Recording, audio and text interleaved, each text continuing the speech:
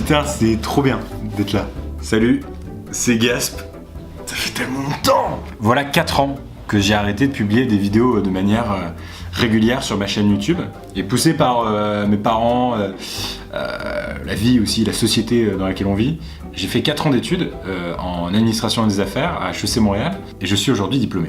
Et je me suis toujours dit que ma vie ce serait d'être créateur, réalisateur de films, de séries, de documentaires sur YouTube. J'ai découvert aussi récemment un média que j'adore, c'est le podcast. Et j'ai donc pris la décision de me laisser 18 mois, donc à peu près 1 an et demi, pour faire que ça de ma vie. Je viens d'avoir 23 ans et je me lance en tant que créateur indépendant sur internet. Et ça me faisait peur.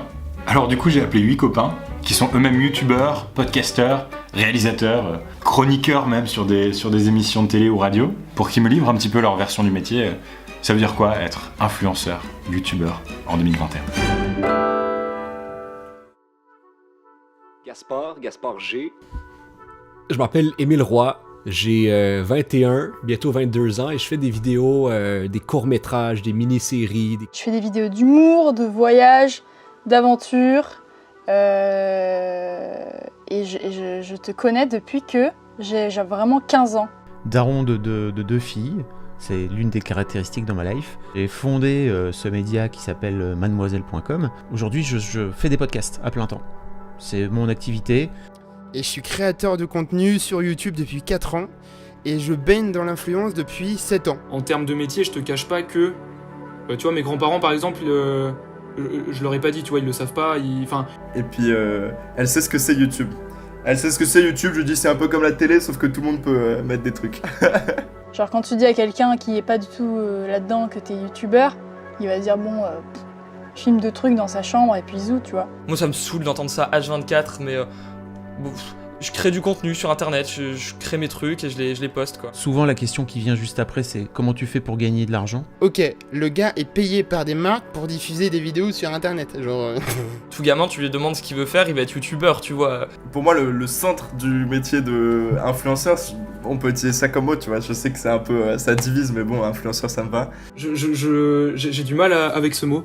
Je saurais pas pourquoi l'expliquer. Moi, ça me rabaisse un peu parce qu'il y a cette image de télé-réalité. Qui crée pas vraiment des trucs et qui surfe un peu sur la vague des challenges ou des... je sais pas, qui postent juste des photos sur Instagram. C'est un peu le terme que les gens utilisent et que surtout les gens connaissent en fait. Même si je m'identifie pas vraiment à ce terme-là, c'est un terme générique et voilà, au moins les gens maintenant ils savent ce que c'est. Pour nous, c'est le plus important au final et tout le monde s'en fiche. Pour moi, le métier d'influenceur, c'est réducteur dans la mesure où c'est uniquement être un homme sandwich sur les réseaux sociaux, en quelque sorte. Je me définis jamais, tu vois, comme influenceur. C'est un mot, comment dire, pour moi, c'est un peu un mot interdit. Et c'est un mot qui est utilisé à toutes les sauces. On parle d'influenceurs pour des mecs qui ont 2000 abonnés. Et ils se disent direct influenceur sur Insta, ça se dit Rosta, mais gros, tu influences qui ? Ça dénonce. Pour moi, un influenceur, c'est Maradona, c'est Zidane, c'est des mecs, vas-y, c'est des, je sais pas, des Martin Luther King. En fait, aujourd'hui, les youtubeurs, ils aiment plus dire youtubeur, ils préfèrent se dire créateur de vidéos ou vidéaste ou réalisateur. C'est vrai que je commence de plus en plus à utiliser les mots réalisateur et directeur artistique. J'espère dire réalisateur. En fait, c'est que je me considère encore un peu jeune et je sais que la plupart des gens me connaissent avec raison pour ce que je fais sur Internet. Influenceur ? C'est un terme qui a été inventé par les marketing, tu vois. Ce qu'on entendait par influenceur, c'était des leaders d'opinion. Faudrait commencer à préciser un peu, là. Lui, c'est peut-être un réalisateur. Lui, c'est peut-être un humoriste du web. Parce qu'il y a des différentes catégories qui sont fondamentalement différentes, là, tu sais. C'est pas parce que ça se retrouve sur la même plateforme qu'on fait toute la même chose, là. Mais il y a que de nous qui le comprenons. En fait, le créateur peut avoir une dimension de son activité qui serait de l'influence, mais celui qui est créateur va plus loin. C'est l'écriture, c'est la création, c'est... Tu montes, tu réalises... Et c'est vraiment un couteau suisse pour moi, créateur. Un créateur, il va créer pour lui et le montrer aux gens. Un influenceur, il va créer pour les gens. Putain, mais c'est intéressant, mais mec, mais je veux passer des journées avec toi, là, c'est trop des réflexions. Mais je suis convaincu que dans 10 ans, le présentateur du JT, ce sera Hugo Travers. Salut, c'est Hugo, j'espère que vous allez bien. Là, en 2020, il y a énormément de grands journalistes qui ont quitté leurs médias pour monter leur propre newsletter payante d'informations sur leur niche d'expertise. Ça prouve aussi à quel point ces immenses médias sont complètement à la traîne. Par exemple, une vidéo sur Internet pourrait me prendre 6 mois de travers et une capsule à la télé pourrait me prendre 3 jours de travers et je vais peut-être plus me faire parler et on va peut-être plus me prendre au sérieux pour la capsule à la télé que pour la vidéo qui m'a pris 6 mois sur Internet. T'sais. Ils s'intéressent pas à ça, et ça c'est dramatique, c'est terrifiant. Un jour, tu te réveilles, tu te dis, depuis 10 ans, je suis en train de faire des choses qui sont pas les choses que j'ai vraiment envie de faire. J'ai envie de faire autre chose, j'ai envie de créer mon propre projet. Mais pourquoi tu restes pas en CDI ? Parce que je me fais chier, voilà. Et puis je viens tout juste de me lancer à plein temps sur YouTube, donc je suis en plein dans la période que tu vas très bientôt vivre. Mais je savais que j'allais en faire mon métier, genre c'était... Je savais, tu vois. Je ne pourrais pas faire autre chose comme métier si je n'ai pas tenté une vie d'artiste pendant 1 an. Mais j'étais sûre qu'à la première occasion qui allait arriver, j'allais le faire parce que... Sinon j'aurais des regrets et j'ai suffisamment écouté Orelsan, note pour plus tard que... Je crois qu'il n'y a aucune autre façon, et je pèse mes mots, aucune autre façon que j'aurais pu apprendre tout ce que j'ai appris depuis 2 ans. Je crois que tous les autres chemins possibles auraient été des graves erreurs. Moi, j'ai commencé à gagner de l'argent avec Internet en 1998. Donc oui, je sais. À partir de janvier 2019, j'étais à temps plein. Ça fait 2 ans. Ça a un peu tout transformé, c'est devenu un peu beaucoup plus pro d'un coup. À partir du moment où tu en vis, c'est un métier. Je pense que c'est ça le critère. Et du coup, le lancement a été terrifiant parce qu'en fait, moi, j'avais trop peur de pas avoir de cadre, justement. Parce que ça fait peur. Bah que ça marche pas, que ça fait une passion que j'ai depuis 10 ans, que j'arrive pas à en vivre, que y avait des gens qui me disaient oh putain t'as eu les couilles de faire prépa ou quoi. Moi je disais non, j'ai pas eu les couilles de faire prépa justement, j'ai pas eu les couilles de faire ma passion directe, tu vois. On sait qu'il y a un paquet de créateurs sur internet qui vivent très bien avec une audience de 1000 personnes, super engagées et prêtes à acheter les produits d'un créateur, à suivre ses formations, à faire des dons. Les marques, elles font appel à moi, pas forcément parce que j'ai une grosse audience, tu vois, mais plus parce que j'incarne, tu vois, un peu une espèce de garantie scientifique.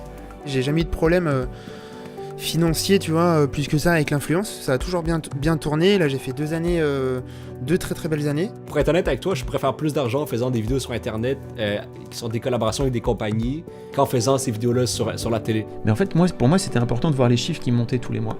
Et les chiffres montaient tous les mois. Tes vidéos, tes vues vont impacter ton moral et vont impacter ton quotidien. Comme nous tous, je pense qu'on est un peu tous addicts à nos chiffres et tout.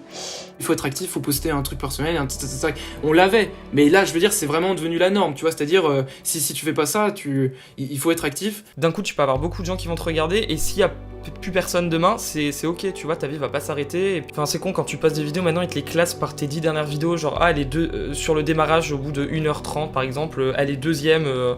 Trouver un juste milieu entre la pression publicitaire entre guillemets, mon envie de gagner des sous, et puis de garder une forme d'audience et de continuer à intéresser mon audience avec mon contenu, quoi. Trouver sa valeur ajoutée et sa patte artistique, c'est le truc qui prend le plus de temps pour un photographe, pour un influenceur, pour un créateur, pour n'importe qui. Les perfectionnistes ne livrent rien, ne délivrent rien. Parce que les perfectionnistes sont toujours en train de perfectionner leurs produits, leurs projets, peu importe. Juste de faire sans attendre la perfection. Genre vraiment juste faire. Mais parfois ça prend le dessus et du coup je sors pas de vidéo pendant 1 mois et je suis là genre mais fais un truc. Je me saoule, tu sais. Le bon créateur sait se réinventer et il peut faire toute une carrière là-dedans. Très clairement. À la question sur comment tu te vois dans 10 ans, je ne peux pas te répondre. Je sais pas à quoi ça va ressembler, mon gars.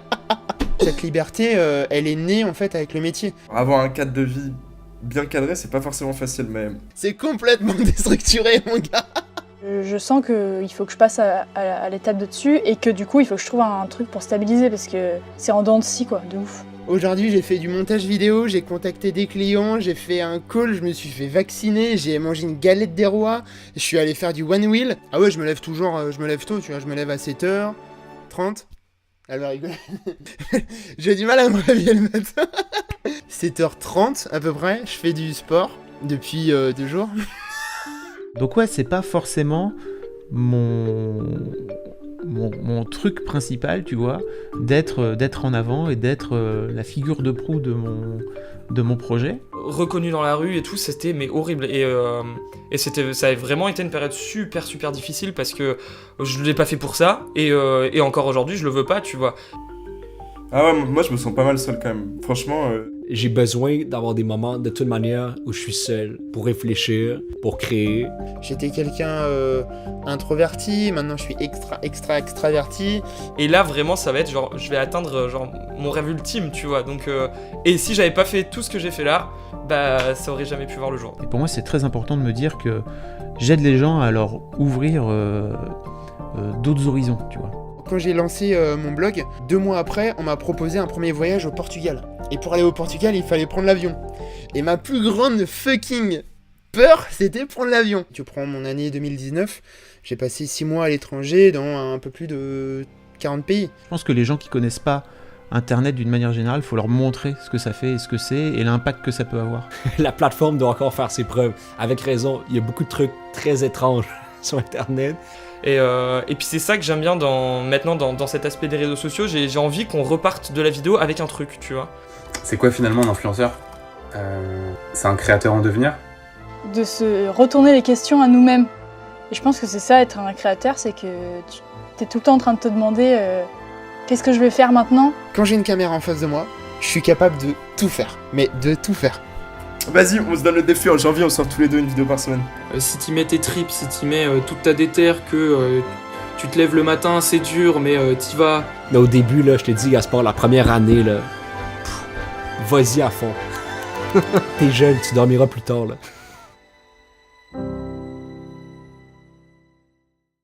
Voilà, c'est la fin de cette vidéo, j'espère que ça vous a plu. Qu'est-ce que j'ai appris!